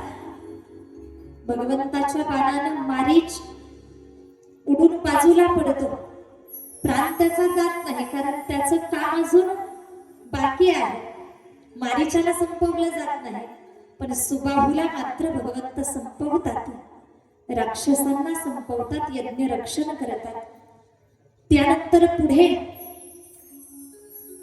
त्याच वेळेला जनकाचा एक सेवक विश्वामित्रांकडे निमंत्रण घेऊन येतो. कशाचं निमंत्रण? तर निमंत्रण असं होतं, जनक राजाची कन्या सीता, जानकी, त्या जानकीचा, सीतेचा एक प्रकारे स्वयंवर. आता या ठिकाणी पाहिलं तर तो एक पण होता, धनुष्य याग म्हणा, पण मानलेला होता. पण त्याला स्वयंवर हे नाव कसं मिळालं ते सुद्धा पुढे सांगून जाते. बातमी, निमंत्रण आलं, सीतेचं स्वयंवर आहे, पण ठेवला गेलेला आहे, धनुष्य याग आहे, तुम्हाला निमंत्रण आलेलं आहे. सगळं काही सांगितलं गेलं, तुम्हा सर्वांना माहिती आहे. काय पण होता पुढे आम्ही ऐकणार आहोत. विश्वामित्रांपर्यंत जसं ते सीता स्वयंवराचं निमंत्रण आलं, विश्वामित्र प्रसन्न झाले. डोळ्यासमोर प्रभू रामचंद्र दिसू लागले. माझ्यासाठी नाही, तर हे राघवासाठीच आलेलं निमंत्रण आहे. रामा, आपल्याला आता जनकपुरीला जाण्याची तयारी करायची आहे. गुरुची आज्ञा मानली, तयारी केली. विश्वामित्र, रामराया, लक्ष्मणजी बघता बघता जनकपुरीपर्यंत येऊन पोहोचले. विश्वामित्रांचं आगमन जनकपुरीमध्ये झालंय ही बातमी राजा जनकाच्या कानावरती जाऊन पोहोचावी. राजा जनक आले, विश्वामित्रांना विनंती केली, मुनिवर्य, तुम्ही महाली चला, मोठी व्यवस्था केली गेलेली आहे. तुम्ही जर एकटे असता तर मी तुम्हाला जास्त हट्ट केला नसता की तुम्ही आतमध्ये त्या व्यवस्थेचा लाभ घ्या. पण तुमच्या सोबत राजा दशरथाचे कुमार आहेत, पुत्र आहेत, राजकुमार आहेत, त्यांची व्यवस्था चांगली लागली पाहिजे. म्हणून का होईना तुम्ही तिघेही आतमध्ये या, व्यवस्थेचा लाभ घ्या. पुढे त्यानंतर पुष्पवाटिकेमध्ये प्रभू रामचंद्र आणि सीतामाई यांची लीला सांगितली गेलेली आहे. सीतामाईच्या सख्या गुरु पूजनासाठी, फुलं आणण्यासाठी, गुरुच्या पूजेसाठी फुलं आणण्याच्या निमित्ताने प्रभू रामचंद्र पुष्पवाटिकेमध्ये जात आहेत. पण आजूबाजूला कोणी दिसत नाही. सीतेच्या मैत्रिणी दिसतात. सीतेच्या मैत्रिणी राघवाची थट्टा करतात. वेगवेगळ्या माध्यमातून थट्टा केली जाते, चेष्टा करतात, गंमत करतात. आणि त्याच पुष्पवाटिकेमध्ये राम सीता यांना एकमेकांचं दर्शन होतं. सीतामाई पुष्पवाटिकेमध्ये येते कशासाठी? तर पार्वती मातेची पूजा करायची, योग्य वर मला मिळावा. पुढे स्वयंवर आहे, पण मांडला गेलेला आहे. योग्य वर मिळावा म्हणून पार्वती मातेची पूजा करायची. म्हणून फुलं आणण्यासाठी आलेली सीताबाई आणि गुरूंना पूजेसाठी फुलं पाहिजे म्हणून आलेले रामराया एकमेकांचं दर्शन करतात, एकमेकांना पाहतात. सीताबाई लक्षात येतात ती जगत जननी आहे, ती शक्ती आहे. प्रभू रामचंद्रांना पाहते आणि पार्वती मातेकडे प्रार्थना करते, हे रामरायाच मला पती म्हणून प्राप्त होऊ देत. त्या पार्वती मातेनं जणू काही तिची विनंती ऐकावी. आणि पुढे काय घडते तो पण मांडलेला आहे. मोठे मोठे राजे महाराजे रथी महारथी बोलावले गेलेले आहेत. पराक्रमी राजे त्या ठिकाणी एकत्रित झालेले आहेत. दुसरा दिवस राजा आपापल्या स्थानी बसलेले आहेत. रामरायांना सुद्धा विश्वामित्रांच्या जवळ त्यांचं स्थान दिलं गेलेलं आहे.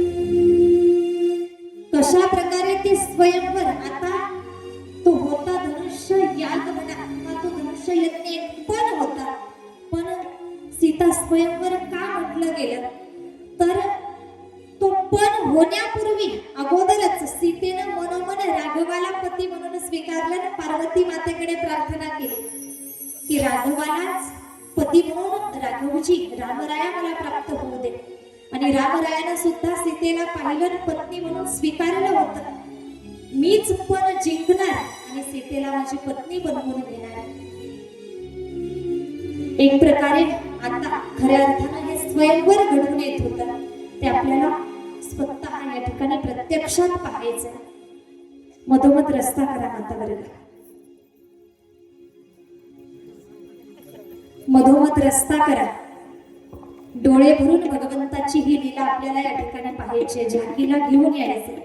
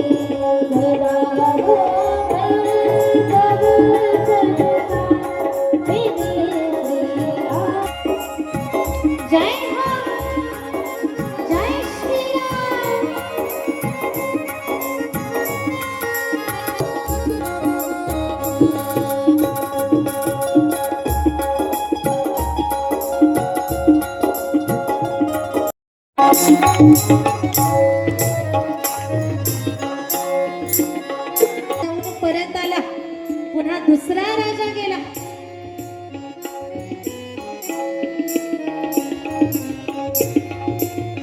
टाळी वाजवा.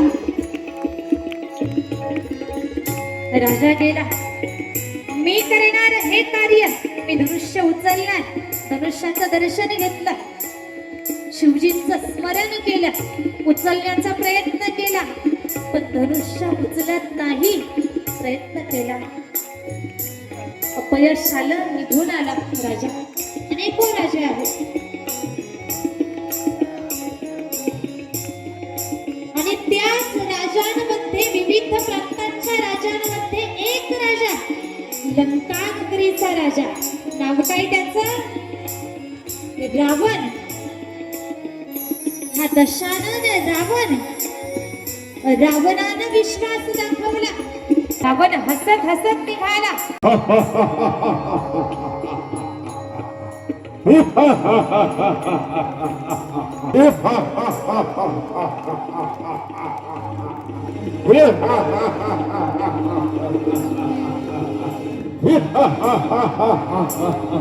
रावण हसत आला. जनका ऐक, हा धनुष्य मी उचलणार आणि सीतेला माझी पत्नी बनवणार. धनुष्याचा जवळ आला रावण. हसतोय. अरे धनुष्य एवढासा धनुष्य उचलू लागला.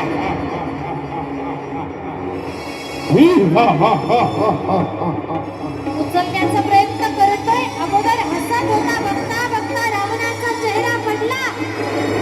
अरे काय, माझ्यासारखा बलवान हा छोटासा धनुष्य उचलू शकत नाही. मला धनुष्य उचलावा लागणार, नाहीतर माझा अपमान होणार. सगळे हसतील मला. प्रयत्न करू लागला हा रावण. उचलतोय, प्रयत्न करतोय. वारंवार प्रयत्न करूनही अपयश पत्री आला. रावण खाली पडला. रावण खाली पडला. उठायलाही तयार नाहीत, फक्त गंमत पाहतायत. तिच्या मनाला लागलं, खटकलं, कुठेतरी हा माझ्या रामाचा अपमान आहे, माझ्या दादाचा अपमान आहे. बलवान इथं कोणी उरलाच नाही, हे जनकाचं बोलणं होतं. लक्ष्मणजी मनोमन विचार करतात. राग आला आणि लक्ष्मणजी प्रार्थना करू लागले विश्वामित्रांना, गुरुजी तुम्हीच काहीतरी करा. राघवांना विनंती करू लागले, राघवजी, रामराया दादा तुम्हीच काहीतरी करा. हा तुमचा अपमान मला सहन होत नाही. विश्वामित्रांनी आज्ञा केली, रामा आता तुमची वेळ आहे. गुरु आज्ञा ऐकली. राघवजी उठले. बोला प्रभू रामचंद्र भगवान की जय. रामराया निघाले. हास्य चेहऱ्यावरती उमटतंय. तेजोमय चेहरा आहे. धनुष्याच्या जवळ गेले, हात जोडले गेले, धनुष्याला नमस्कार केला, शिवजींचं स्मरण केलं गेलं. शिवजी सगळं काही आता तुमच्या हातात आहे. धनुष्याला विनंती केली,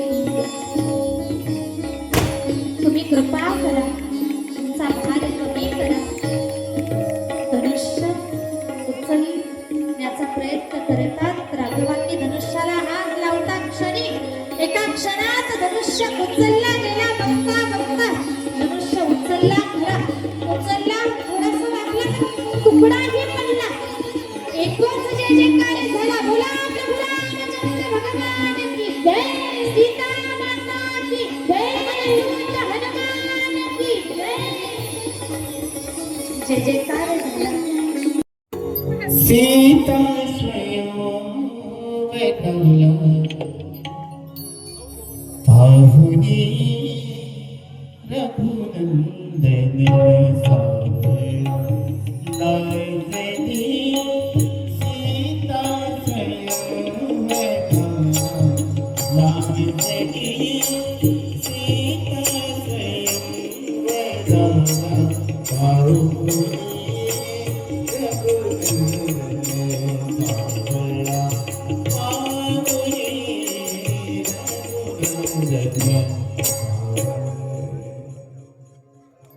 स्वस्ति न इंद्रो स्वस्ति न पूषा विश्ववेदा स्वस्तिर्नस्तार्क्ष्यो अरिष्टनेमिः स्वस्ति नो बृहस्पतिर्दधातु सूर्यकोटिः समप्रभा निर्विघ्नं कुरु मे देवो सर्वकार्येषु सर्वदा.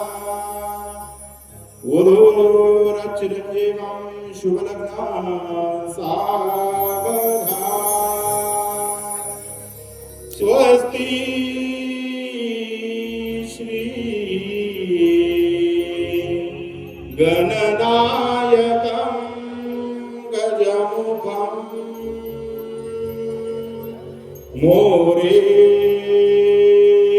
मोरेश्वरं सीतिदं बल्लाळं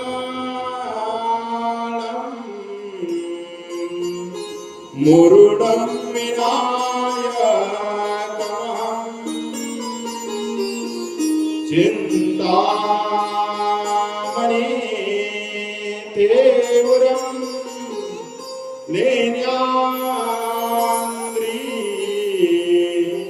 गिरिजात्मकं सुवरदं विघ्नेहरं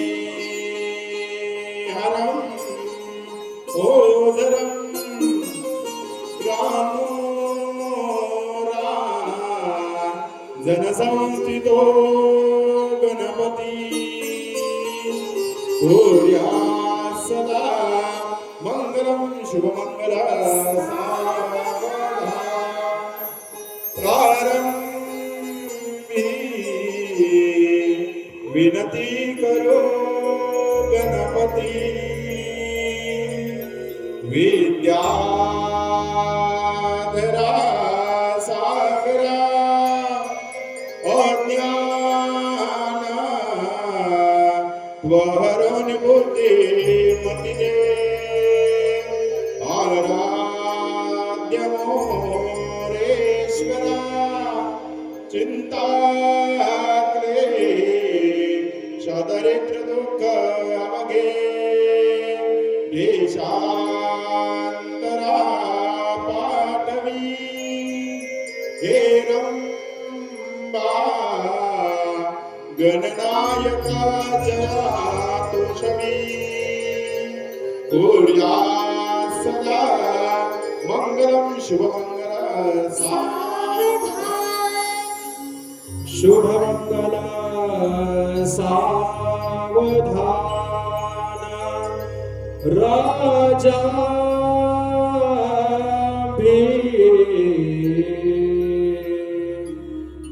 मकरोग्मिणे नयने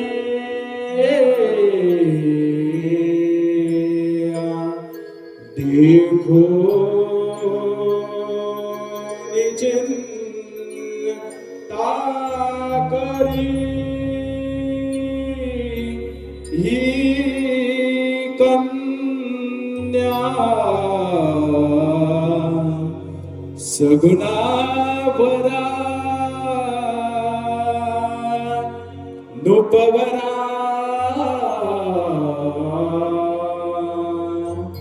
कौना सीमा देईजे आता एक विचार श्री कृष्ण नवरा त्यासे समान ओ म्हणे रुक्मा कोकला वडील तयासिया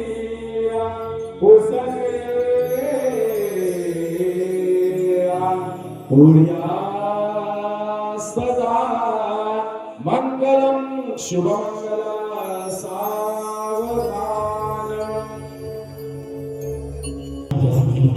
डोळ्याचा आईना तळ्या भाताचा पळणा डोळ्याचा आईना नवी तेलीची कस्तुरी कशी वाढली मैना लाडाची लेक आज माहीर सोडून आज माहीर सोडून कशी चालली सासरी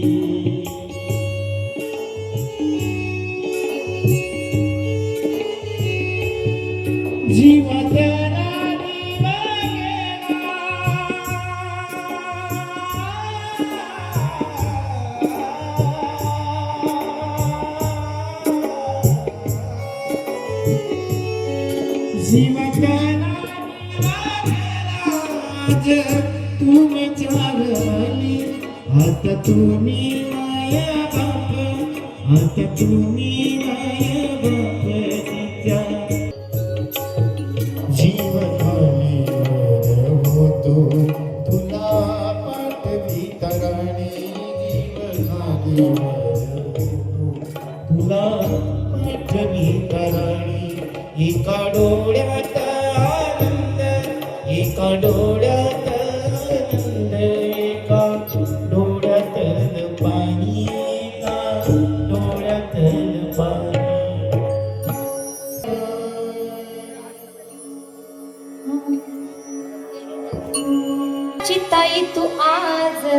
चालली सासरी चालत चालत एकदा बघना माघारी लाडाची ताई तू आज चालली सासरी चालत चालत एकदा बघना माघारी सासरी तू जाताना दुःख होते माहे सासरी तू जाताना